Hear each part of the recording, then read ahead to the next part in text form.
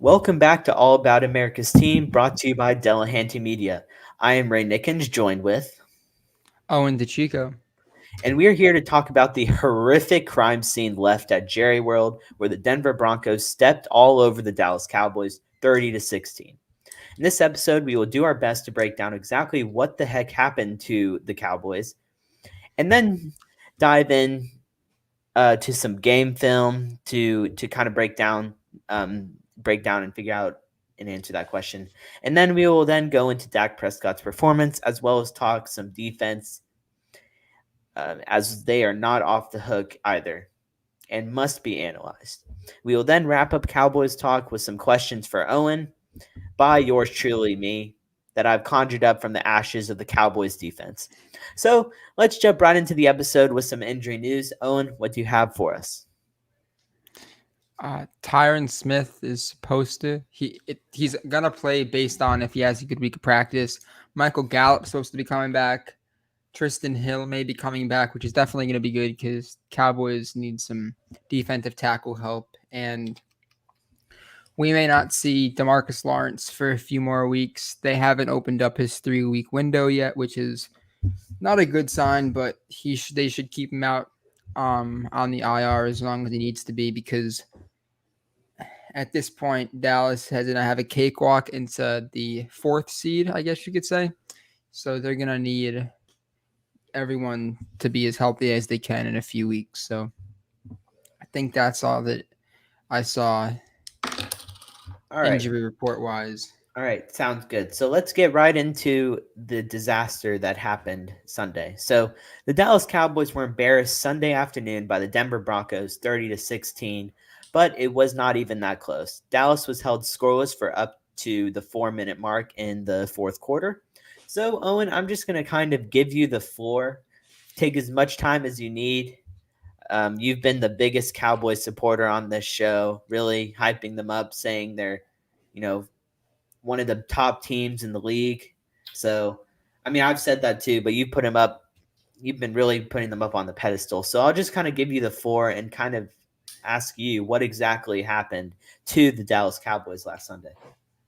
Well, I wouldn't say that I put them on a pedestal. I said last week that they were the 5th best team in the NFC, and then you said that they were a little bit higher on the NFC ladder. So I don't think I ever said they were definitely before last week. They were definitely one of the better teams, but who really knows what's going to happen now? But we'll get into that. So obviously Dak had the worst game of his career. I don't understand how a quarterback can not play for over a year and have a shoulder injury and still come back from an ankle and look great against the Buccaneers and then miss 2 weeks to a strained calf and then miss a lot of easy throws. And I think one of the worst ones was in the beginning of the game where it was 3rd down or maybe even 4th down and he missed the drag route. And I thought it was tipped because of how bad the throw was. And then Ray was like, no. He just had a bad throw. And I was like, oh, that's not very good. Zeke was only got the ball 10 times, 51 yards. So pretty good for him.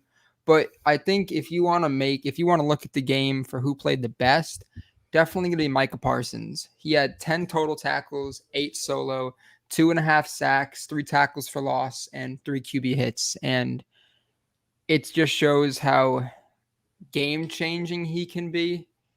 If obviously he didn't take the game over, he didn't do anything to swing the game into Dallas's favor. But if he doesn't have this game, then Denver could have scored 40-plus points because there were a few times on 3rd down where Micah sacked Teddy and I thought, okay, like maybe Dak and company can put some points on the board, but as we know, that did not happen. And Leighton Vander Esch, after me wearing his jersey 2 weeks ago, had a horrendous performance last week, but this past week he had a pretty good game, 10 tackles, 7 solo, and 1 tackle for loss. Rest of the team, Trayvon Diggs, I don't know what to say. He needs to stop biting. He usually gets beat by speedy guys, but Tim Patrick I don't think he's all necessarily all that fast. He's pretty good though. but he got embarrassed by him on a few plays. Um, Reason why Dallas lost. In the beginning of the game, I liked how Mike McCarthy and uh, Kellen Moore kept on going for it on fourth down, but at some point in time, you can't be so greedy. You have to take your points because a report came out after the game that Denver was livid that Dallas kept on going for it and didn't respect them as a football team. And I understand that Dallas wanted to get a few touchdowns on those two early drives in the fourth quarter, but if they went up 6-0, then this game could have been completely different. Terrence Steele is not a left tackle. He looked horrendous out there, and I hope that next week, if Tyron Smith can't go, that they move Lyle Collins back left tackle and have Terrence Steele back at right, because it didn't necessarily make Dak play worse, but it definitely didn't help. And Dak, speaking about Dak, he had a horrible game. And I know that Dak is one of the quarterbacks who will definitely admit that. And he did admit it, but it was really, really bad to see. And it's funny because back-to-back years, I think when last time the Cowboys played the Saints, Teddy Bridgewater, when Drew Brees went down, Teddy outperformed Dak. So Teddy so far has had Dak's number, which is not a good thing when Teddy Two Gloves has been around the league for a few years and has been on a few different teams. So not a good sign for Dallas and Dak. And a very bad case of the drops. Amari, I kept on seeing posts about how Amari's gotten 54 catches and had 0 drops. And I was like, all right, at some point in time, he's going to have a drop. And he had a really big one on third down. He was wide open. And I'm sure that Ray and I have talked about it. Sometimes when Dallas is out of the game, Amari mentally goes out of the game. So I assume that was just him not being in it, him not accepting the ball. And because it was really, really bad. And now I've seen this a lot. Is Dallas done? Are they done as a team? And Ray, I'm gonna say something, and then I want to hear your feedback from it. So Ray, who won the Super Bowl last year? The Bucks. Okay. Do you know if so? Okay, before I say that, November 8th of last season, the Saints played the Buccaneers. They Now indeed they did. played them twice because they're in the same division, Yes, they and did. the Buccaneers lost both games. Mm-hmm. But the more important one was on November 8th. And going into the game, the Bucks were 6-2 and the Saints were 5-2. So the Saints only had one more win than Denver, and Drew Brees was still there. And Drew Brees, at that age, I don't know if he would be. I don't know if you could say that he's better than Teddy because he couldn't really put the ball down the field much. And Buccaneers had one more win than the Saints did, and the Saints ended up winning 38-3. And Brady threw 3 picks, and the Bucs defense got torched. And what ended up happening to the Buccaneers? They ended up winning the Super Bowl. Now Dallas is definitely not as good of a team as the Saints are. And after that game happened in 2020, the Buccaneers won their next game against the Panthers, and they lost to the Rams. And the Rams were a pretty good team last year, led by Jared Goofball. So I don't think that this game necessarily takes them out of having any chance of winning a game, because right here, you could even say that Brady had a worse game than Dak because he threw 3 picks and he had more yards than he did. But I'd much rather have the game that Dak did than him throwing 3 picks. And Dak's 1 pick was definitely a bad read, but I would much rather have that than 3 picks. So I think Dallas is a Super Bowl contender? No, but it does show that other teams have had performances like this. And I saw a tweet for people that are writers for the Cowboys. When the Cowboys were really good in the 1990s, there were a few times where they got embarrassed on the field, and they ended up still doing well. And I'm sure Ray could give me a few times when Dallas was embarrassed in the 1990s. But I think that this game is going to be a defining point of the season. Now, if Dallas stinks for the rest of the year, they're definitely going to still make the playoffs. It may be a thing where a few years ago, where the Panthers made the playoffs and they were like 6-9 or something like that. But hopefully, that's not the case. This game's either going to make or break Dallas' season, and I think the future of this team is riding on how they respond to this. Because if this team doesn't do well, then Mike McCarthy, his job's gone. And depending on how the defense did, who gave up 180 rushing yards and had a season high of 10 or maybe it was 18, something like that, missed tackles, and it was really bad out there. The running back who was a UNC graduate, he had one hell of a game, and it was embarrassing. But hopefully Dallas will be able to respond to this, and they're not going up against Atlanta. Isn't going to be an easy game. Atlanta just beat the Saints off of a walk-off field goal, I believe. And I don't think there's anyone on Dallas' defense that can stop Pitts unless you're going to put Diggs on Pitts, who is probably the only one that can keep up with them height-wise. And they don't have a wide receiver unless Calvin Ridley comes back from his absence on the football field. But Matty Ice can still put a decent game together as Ray is smiling. But when this game reminded me of that game when the Buccaneers were embarrassed by the Saints, and they lost to them twice that year, and they ended up still winning the whole thing. So the floor is yours. I have said my piece. Yeah. Well, you said a lot of great, wonderful things, especially regarding the comparisons of the 2021 Dallas Cowboys to the 2020 Tom Brady led Tampa Bay Buccaneers. So, Tampa Bay Buccaneers. yes, so I'll just start with that because that's the most fresh and kind of go from there. So, a couple of differences that I see, although it is on paper a pretty similar situation. Some of the differences are number one, it was Tom Brady's first season with the football team. They didn't this, and by the way, this is not me, defending Tom Brady because it is what it is. He had another disastrous performance a few weeks ago against the Saints. But at that point in time, it was his first year with the team, first year with a new head coach, first year with new wide receivers, first year with pretty much everything. And it was coming off an off season with a pandemic or in a pandemic, so there wasn't really much off season training camp, etc. But just to talk about that specific game, the one issue that I have with the comparison is that team had Tom Brady.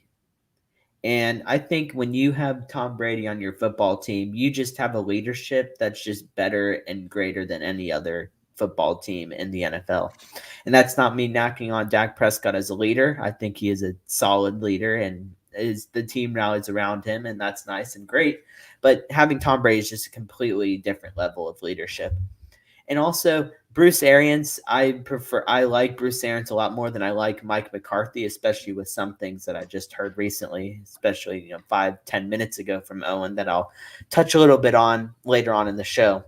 But I think Bruce Arians is just a better head coach than Mike McCarthy is, and getting a solid quarterback. He coached Carson Palmer in Arizona. They were a solid explosive offense in Arizona. Didn't quite get over the hump, and then you bring in Tom Brady in Tampa and get over the hump in the very first year.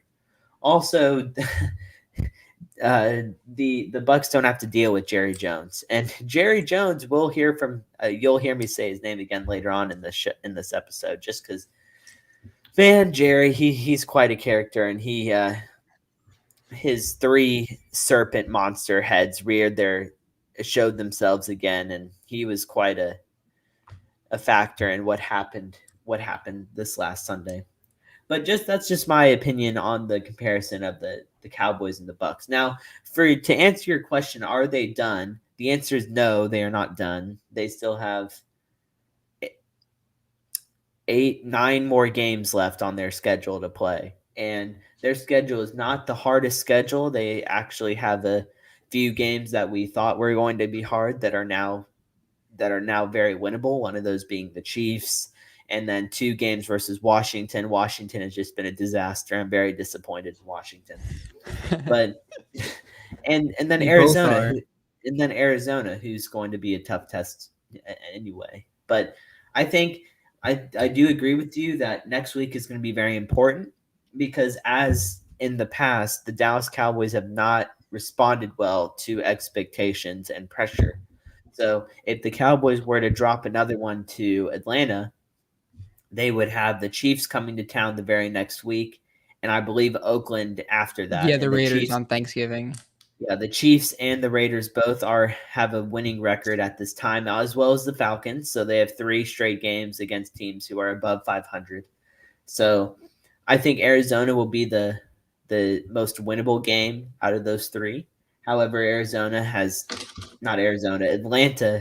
vastly improved over those set from last year to this year. And even without Calvin Ridley, Matt Ryan showed that he can still get a victory.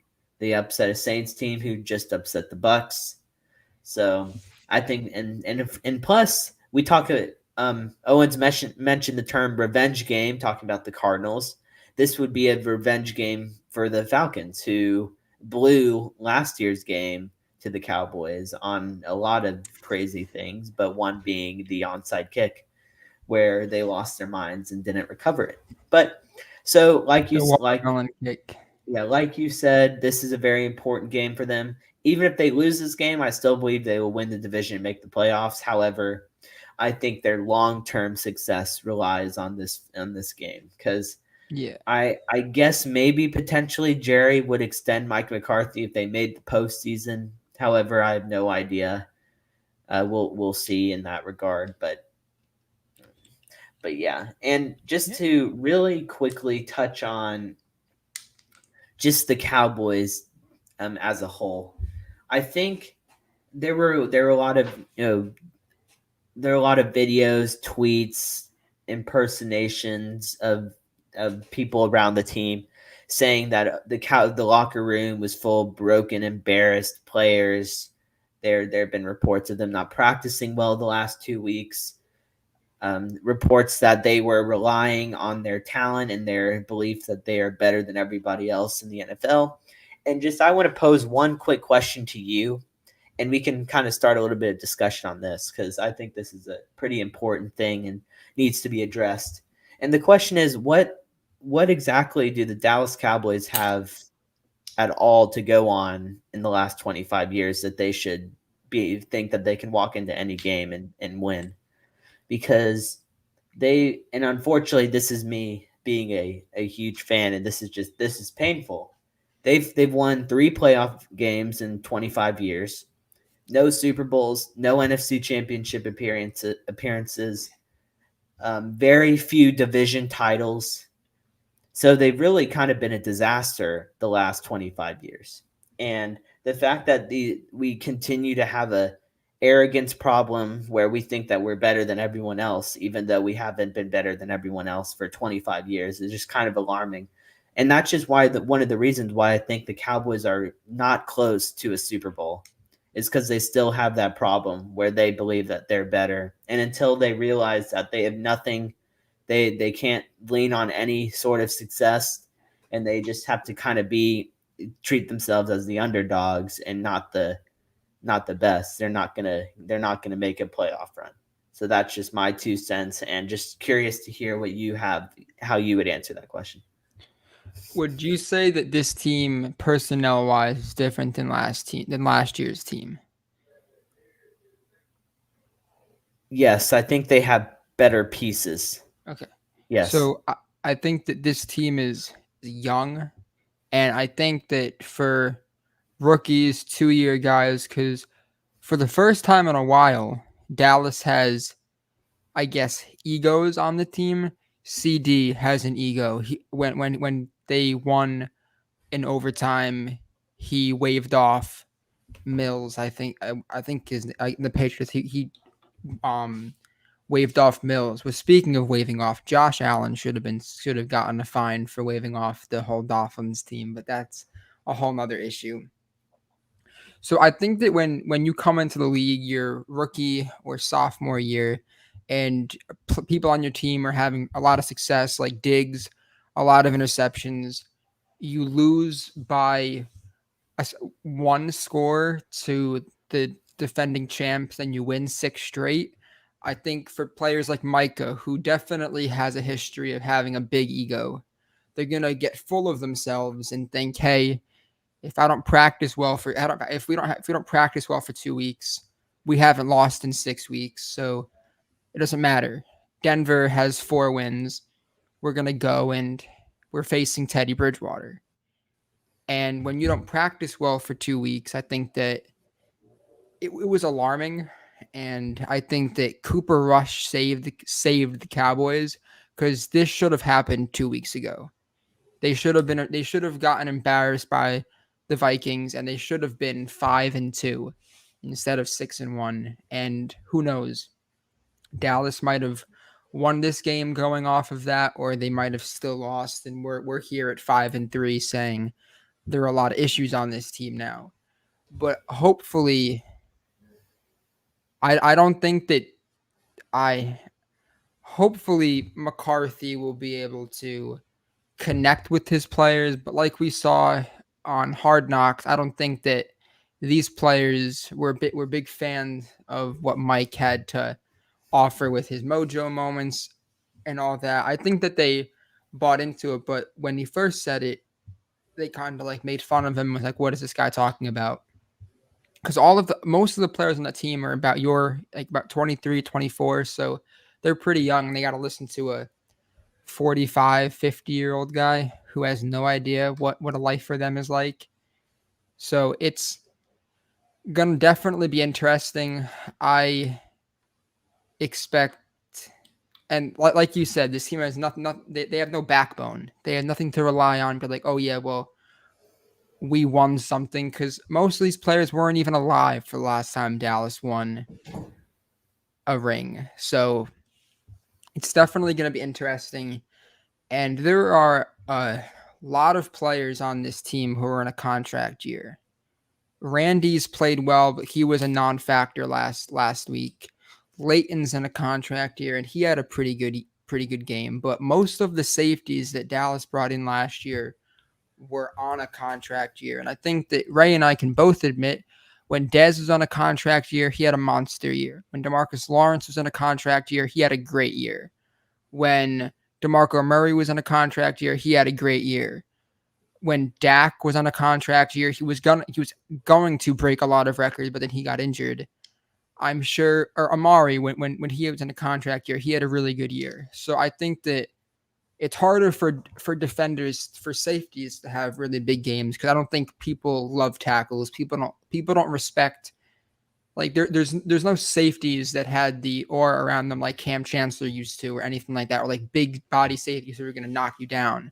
So I think it's more difficult for safeties to have big years and contract years, but they're going to have to get paid, whether it's from Dallas or from any other team. So most of these players are going to have to play for their future in the NFL for this year. So hopefully they'll get some type of backbone, because the last backbone thing to talk about was 2018, where Dallas almost lost to Seattle because they got cocky and let Tyler Lockett score a 70, 80-yard touchdown. And when they thought they had the win in the bag and everyone was celebrating, luckily they were able to win the game. But that, speaking of 2018, remember that Colts game where they lost like 23-0 and they got embarrassed? I do. Yeah, so that game was the exact reason why Dallas lost to the Rams, because that game showed teams that if you just run the ball up the gut, Dallas does not have a defensive tackle. So run the ball up the gut, and they're going to lose. And what did the Rams do? Ran the ball up the gut with, who was it? CJ and Anderson. Yep. Crazy And Todd man. Gurley. Oh yeah, the best game of his career. And I like the Cowboys' response, how Dak said that he hopes other teams play them like this, because Dallas, they didn't they didn't show them anything that they didn't know. They said going into the week that we're gonna put 8 men in the box and we're gonna have Dak throw the ball. And what did they do? They did that. Granted, your offensive line didn't really play all that well, but if Dak makes 3, 4 of those throws, you probably have a better shot of winning. So who knows? But I like I've said before, Dak is known to have a few bad throws, but he usually has one bad game. I think we can all agree that at least one game, not in 2016 unless you want to count the two Giants games, but 2017, 18, 19, 20, he's due for an abysmal game, and this one was the most abysmal of them all. But they're not gonna they're not gonna be able to practice mad all week and then expect to go out there and to just throw the Falcons out. And if that's what happens, then great. If you can embarrass the Falcons, then okay, go into next week against the Chiefs and have some type of confidence. Because if you go into the Chiefs without any confidence, Patrick Mahomes and his band of misfit toys are gonna blow you out, and it's gonna be even more embarrassing when you're 6 and or when you're 7-2 or 7-3, and you just lost to one of the worst teams in the NFL. And then you have to go face Derek Carr, who's not a great quarterback, but can definitely beat you. And they have a really good tight end, and Dallas doesn't have, which is why I miss Byron Jones, because Byron Jones was always put on the big tight ends. Like he had to go face Gronkowski, and he played well against Gronk, but they don't have that lanky type of corner, and Diggs can't really cover all that well. But who knows? So that is, I think I answered your question for all the 5 seconds, and then I went on a little bit of a rant. But the Cowboys don't have a backbone, and I hope that McCarthy can just fix the team, I guess you could say. Yeah. Um, So, but yeah, you said some interesting things. I think that that's all true in a sense. However, in regards to um the young excuse, I feel like as an organization, and this really starts at the top. This isn't necessarily the player's fault, but when you're run by Jerry Jones, who is very he expresses his opinions quite often. He has his own radio show that he has every week. He talks a lot in the media. He's always talking about how this is the best team we've had since the 90s. He said that quite a few times in the last 5 or 6 years. And it's really hard as a player to tune that out. But I think what I expect to see is from those older guys, those Dak Prescott's, Leighton Vander Esch's, Zeke Elliott, Amari Cooper. He's been there for a little bit, but those guys who've been there for a little bit, who can talk to the youngins, be like, hey, no, you're hearing a lot of this stuff from Jerry. We have to do our best to stay one step at a time, because be honest, like we haven't done jack bleep as a team yet. So I'd just like to see a little bit more um, humility, I guess, because I feel like as watching the Cowboys for 15, 16 years, it's been the same thing. They they either start off really strong, they go 13-3, they're all hyped up. This is the team who's gonna win the Super Bowl. Then the quarterback goes on a trip on vacation the week before and comes in the game and doesn't back it up. His receiver are dropping passes. Offensive line plays its worst game in the entire year. They lose to the Giants, and then you have just the other crazy stuff that happens with the Cowboys. The To problem. Des Bryant on the sideline with his the antics. Pac-Man Jones, Pac-Man Jones. I think Zeke this was Elliott this. problems. Yeah, Like it's this just this it's just a pattern, and as soon as they break that pattern, is when they'll break through. And I've seen it was great at the beginning of the year where you were seeing some signs of change, but then to walk in and hear the reports after this week where they were relying on talent is just not a great thing to hear, especially when you're down 30-0 with 5 minutes left in the game. I think this is a perfect situation where Dallas misses Witten because they don't have a player who's been around for Witten. And yeah, you could say Tyron Smith, but Tyron Smith, Zach Martin, they've both been there for a while. But who are you going to listen to and who's been like 8-9 season left tackle who I mean, I assume Tyron Smith is a pretty big leader in the local? locker room, especially being responsible for protecting the quarterback's blind side. Yeah, but I feel like if you have like a quarterback or a corner or a linebacker or a tight end who has been in the league for a few years, which is why Dallas brought in some of the older guys like Everson Griffin last year, who they tried to put him in a position that he wasn't supposed to be in. But I think that this just goes back to Dallas. I always hate whenever Dallas loses or whenever Dallas doesn't play well, and they always say like we trust our guys. Like yeah, you do have people coming in from the IR. Lawrence, who at a time a few years ago was a top 5 defensive end in the league, but Ray, besides Randy Gregory, name me one defensive end on this team. I Wayne Gallimore. Gallimore is a tackle he's coming back soon in a few years. Yeah, I don't know. Exactly. Yeah. Exactly. Yeah. And Randy, when he's getting double teamed, you're not gonna have Terrell. You're not gonna have Basham go out there and go get a few sacks. He's gonna be productive, but he's not gonna have a coming out game like that. So Melvin Ingram, who had a sack on the very first play for the Chiefs, or who had a really big, who had a big play. I don't know if it was a sack or a QB hit or something. They gave up a 6th-round pick for him. You mean to tell me that Dallas is going to find a hidden gem in the 6th round? The last 6th-round pick that I could think of, Xavier Woods, and look how that turned out. I'm probably missing a few people, but I don't understand why Stephen Jones is so attached to picks, especially that late of a pick. Go get him, Ingram. Von Miller, I understand a 2nd and a 3rd pick are pretty premium, so definitely don't give up those, but there are definitely some players that they could have gotten on defense that would have helped them out. And it's disappointing, especially after the past few seasons, how Dallas has been pretty active at the trade deadline. So, yeah.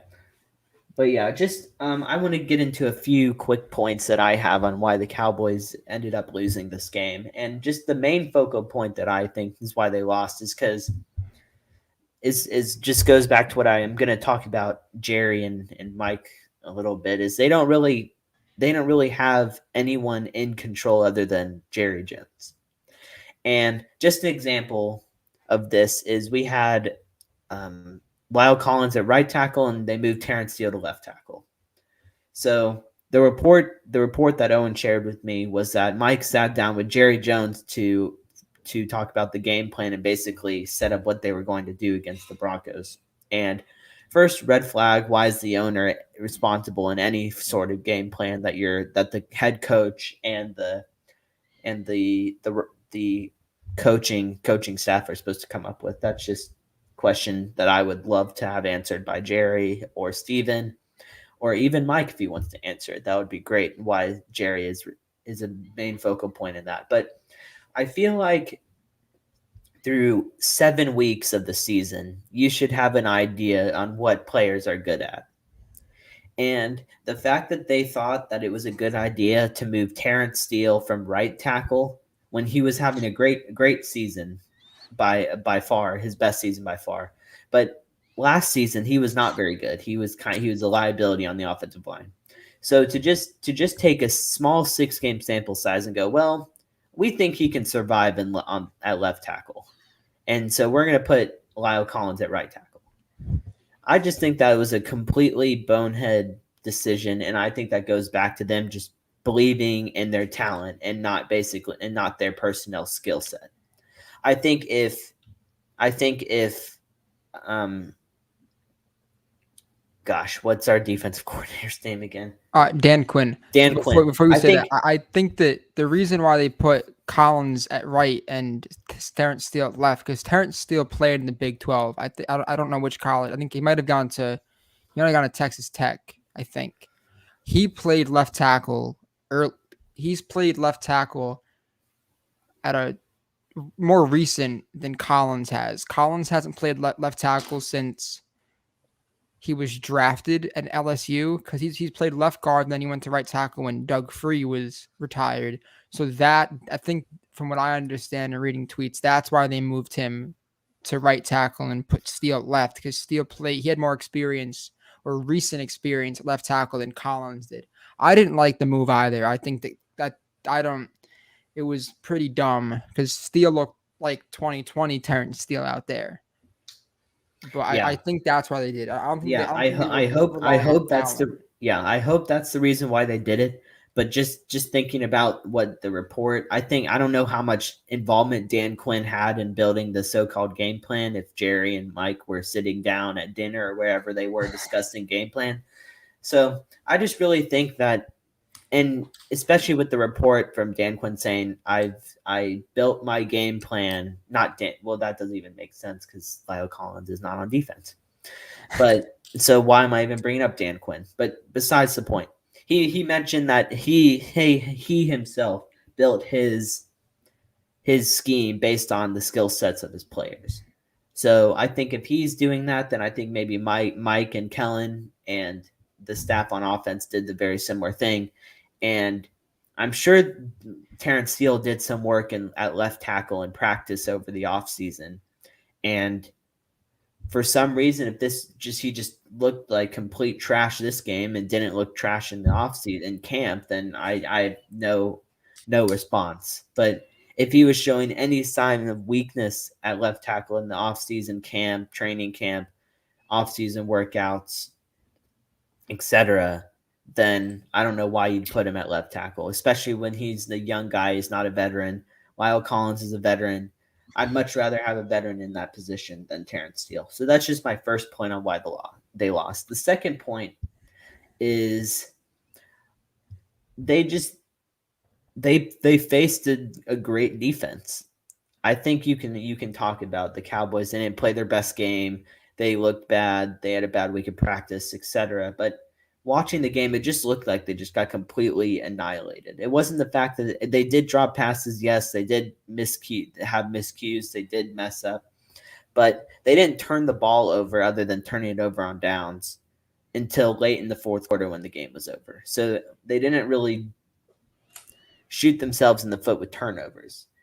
And the receivers, they went up against solid corners. Sertan had a little bit of action, but then he left early in the first quarter. And then Ronald Darby was another corner. He did a great job. The receivers were not really open the entire game. They were pretty covered. And Dak missed a few guys, and Tony Pollard dropped a wide open touchdown pass. Probably he was nobody in the vicinity.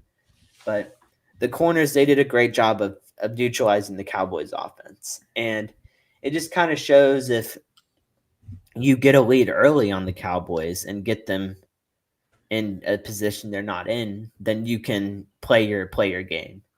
What the Cowboys are great at is getting ahead early and forcing other teams to play the Cowboys game. But if you can get up 14, 13, 16 nothing on the Cowboys, it turns into the 2019 scenario where Cowboys are down by a lot of points and they can't get out of that hole, and then they score a lot of points at the end. And that game looked exactly like that. Dak and the offense could get nothing going, and it just shows exactly the blueprint to beat the Cowboys. And unfortunately, Trevon Diggs has fallen back to earth. I think he's getting a little bit. People are not afraid to go after Trevon Diggs because of his gambling addiction. Um, he does not. There were I pointed this out a few weeks ago against the Panthers, and when we were talking about Diggs, I think the week after, the fact that he left his guy to go intercept a pass that was in the middle of the field. And I mean, I think it's great that he had the intent and the knowledge to do that, but that's not going to work out in later on in the season. And he jumped that route against New England that ended up being a touchdown, and then he got beat by Tim Patrick and that was a touchdown. So it's just one of those patterns that I'm talking about where he's still doing the same things and it's a recurring pattern. And I think that could become an issue later on in the season when it gets to playoff times where teams are over and over again double moving Trevon Diggs. And I think it needs to be addressed in one of those things where Dan Quinn preaches, hey, we got to play our scheme. We can't try and be individual guys. And I think Trevon Diggs is kind of teetering on that individual decision making and not scheme based decision making. And I think that could be a problem later on in the game or in the season. But just those two things, I think the game plan for Steele was a big factor, and then just the fact that they played a very great defense and weren't and underestimated that great defense and just kind of got kicked in the mouth. And one of those examples, just before I turn it over to you and we move on, is Williams took the ball, ran through a few guys, broke through, ran for another 20 yards, and then carried Trevon Diggs and the other secondary members an additional 15 yards. And it just shows that, the Denver Broncos had a lot more intensity and wanted it a lot more than the Cowboys did. And yeah, they were ready to play and the Cowboys weren't ready to play, and that's just kind of what happened. 30-0. Yeah, I do agree with that. But going back to the great defense, I think that sometimes stats can lie to you with being great because yeah, they were high in rushing and passing and overall, but going off of their schedule, they let up 13 points to the Giants and they won. Let up 13 points to the Jaguars and won. Uh, Jets got a donut. They gave up 23 points to the Ravens, gave up 27 to the Steelers, gave up 34 to the Raiders, and gave up 17 to the Browns, gave up 10 to Washington, and gave up 16 to the Cowboys. So yeah, they beat who they're supposed to beat, and then they upset Dallas. But the teams that they were meant to lose to, they got embarrassed. And Pro Football Focus is the worst stat or worst website to go to outside of yards and easy things like that. Because when there are definitely some players who are way better than Pro Football Focus gives them credit for. And I think Dallas had the fifth best passing offense. How? Dak is nowhere near top 5 in passing. There's no wide receiver that's top 5 in yards. No wide receivers top 5 in receiving touchdowns. So and they're definitely not top 5 in red zone percentage. You could say top 5 in points and top 5 in points per drive, but I outside of those two things, you could say that Denver has one of the better scoring defenses, but especially with Von Miller, him being traded, I feel like some of those stats can definitely be lying, but they definitely beat the Cowboys and embarrassed them, like we've been saying, and they definitely did play like the best defense in the league against Dallas. Yeah, they showed a chart, a diagram during the game, and basically we're talking about how it was the Cowboys passing offense versus the Denver Broncos passing defense. And I believe the stat was they were third in the NFL in pass defense.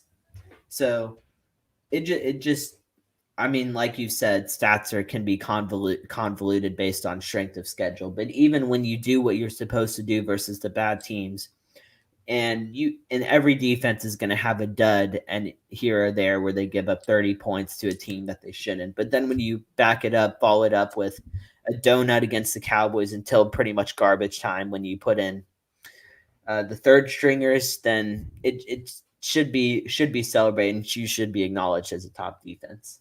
So that's just my little two Yeah, cents on definitely. that. But yeah, so just a few quick stats from the game. Caden Stern intercepted Dak Prescott out of the University of Texas. Just a shout out to one of my buddies who asked me during the game, why do Texas corners always perform in the NFL but do nothing in college? That is a great question. I do not know. So just a shout out to that from a few days ago. And then also, um, yeah, that's pretty much all the quick facts that I have. Oh, yeah, the other quick fact: the Cowboys have not beaten the Denver Broncos since 1995. So, not a great place to be in. So we could just throw that out there and be like, "Hey, we're not destined to beat the Broncos ever."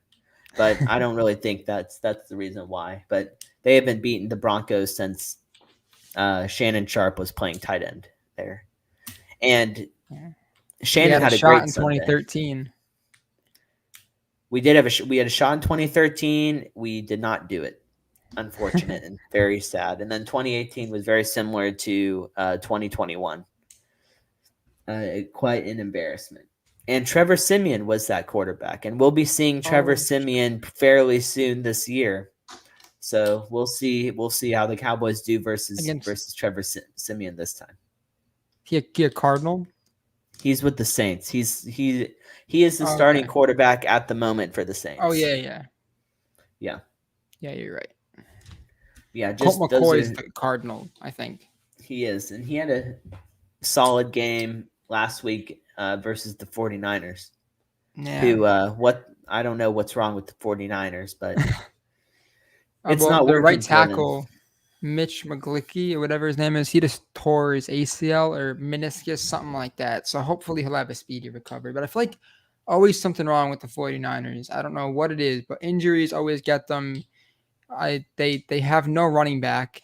So but I can definitely say that I am sick and tired of talking about Cowboys losing, and I haven't had to do it in 6 weeks. But this one loss has carried the weight of a losing season so far. Yeah, I mean, me personally, I've kind of been waiting for something like this to happen.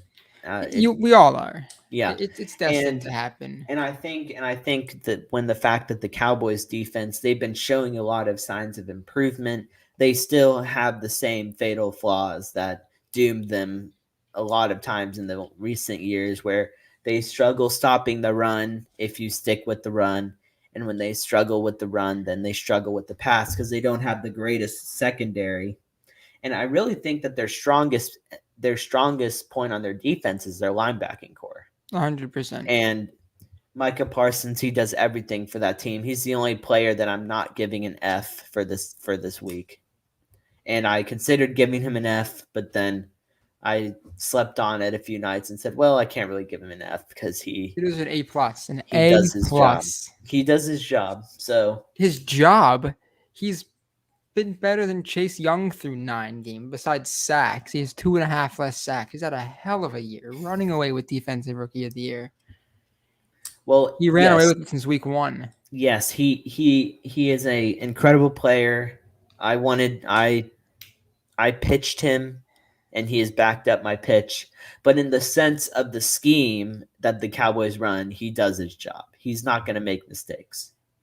And you can always depend on him to show up to play. That's really the one player who wasn't affected by the 2 week poor practice with as you mentioned, the 10 tackles, the 2 sacks, etc. And he had a few pass deflections as well in coverage, which was a good thing to see, especially because he struggled with coverage and with Jabril Cox not being on the field for the rest of the year with his injury. It's nice to see Micah step up in the passing game.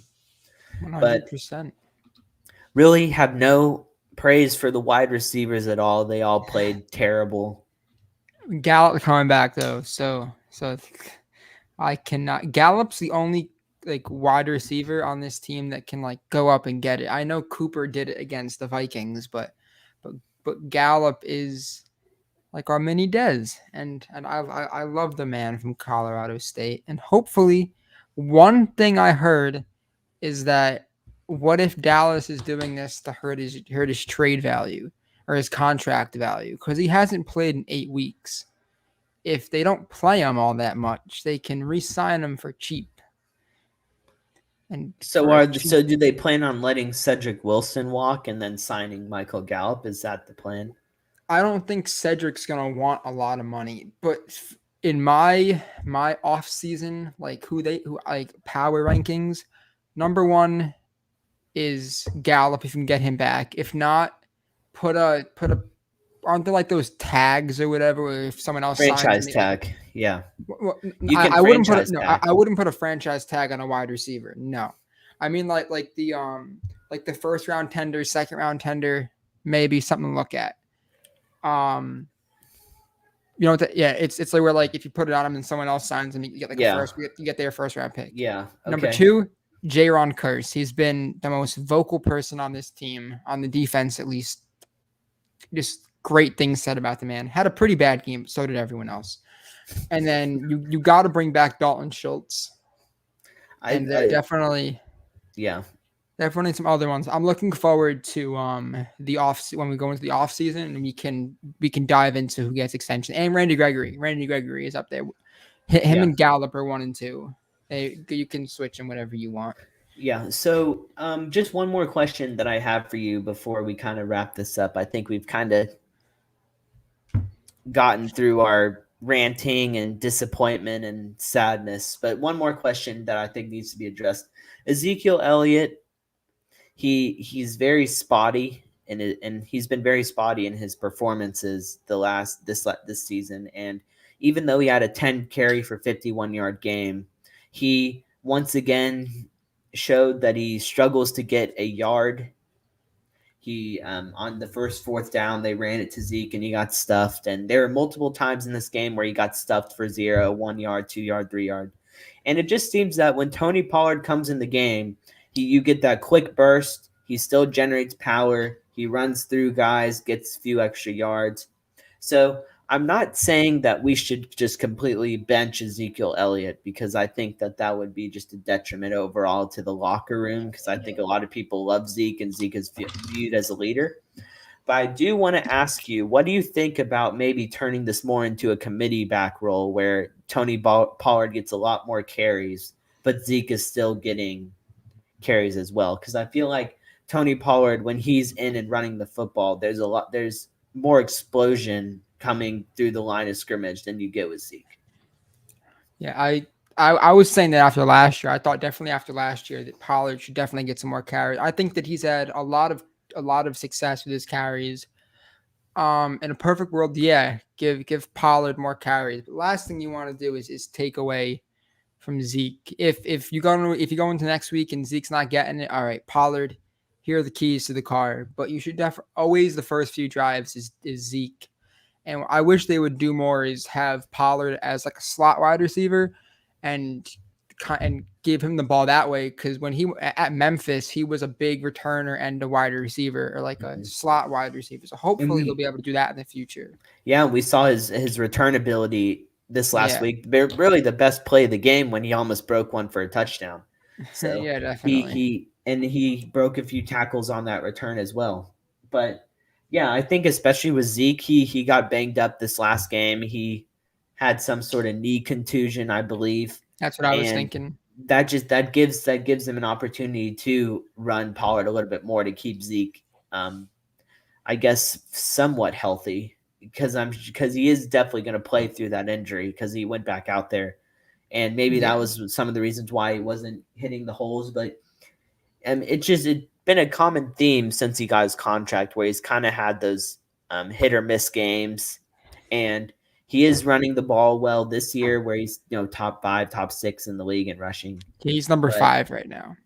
But I think come playoff time, if they've got to have trust in Pollard to where if Zeke is not getting it done, then they can go to Tony Pollard. And I think giving him a little bit of a bigger role in these regular season games, especially when they have a 6-2 record and a huge lead over the NFC East right now, I think this is a great time to kind of experiment with the Yeah. running back room. Yeah. One thing I want to say before we wrap up is if you want to find some positives in the Dallas loss, the Rams got embarrassed. Matthew Stafford looked like he was Jared Goofball for a second out there, Matthew Stafford made my weekend. doing some And three-sixties and chucking I've the been ball very up. vocal as being a big Matthew Stafford supporter, and I'm so glad that he's in LA in the sunshine and not in Detroit in the gloomy, rainy, abysmal, horrible, sad area. Not to hate on Detroit, but it's not California. This is But true. and especially with Matthew Stafford being a Detroit Lion, all of those characteristics that I mentioned about Detroit were probably very emphasized in his lifestyle. Yeah. But the play where he was getting sacked and he tried to do a 360 Mm-hmm. spin, try and get the ball out. I'm pretty sure I don't even think he was trying to throw it to anyone. I think he was just trying to not Not get not get a safety. tackled Yeah. for his safety, and he just so happened to throw it to the Yeah. defense, the linebacker, and it was just one of the funniest things I've ever seen in my life. And Yeah. Well, unfortunate that they threw it was a turnover, but fortunate that it gave me a some laughs. cheerful laugh. Well, thank you everyone for tuning into our miserable week, and hopefully we will be back in a few days to be happy for the Cowboys go against Atlanta. So Yeah. thank you everyone for tuning in, and make sure to follow us on Instagram at All About America's Team and Twitter at America's Team, capital P, capital C, and follow the YouTube at All About America's Team, and just try to it's gonna be an interesting next few weeks. So if the Cowboys go get some more wins, you can hang out with us and be happy. But if they do lose, then you can come and you can witness Ray be the happiest man on the planet. I don't know if I'll be the happiest man on the planet. I'll surely try and find ways to be entertaining. Of course. I might come up with a new character that you know, maybe some more nicknames, a disguise. We'll see. But We're gonna have to come up with some more nicknames for Thursday or Friday. yeah, I'm thinking about starting an overreaction Monday where after every Cowboys football game I will just post a few tweets that are completely overreacting to certain situations. Just to try and get a little bit of laughs out of Of the Twitter course. community, and not necessarily being a truthful statements but trying to get a little bit of traction. But we'll see. But yeah, that's gonna do it for us today. Thanks everyone for watching. We're really trying to be back pretty soon this week, especially with the game coming up on Sunday, and that podcast will for sure be out before Sunday, and we will post on the social medias that Owen listed when that episode releases. So take care, everyone. Have a great rest of your week, and go Cowboys. Go Cowboys.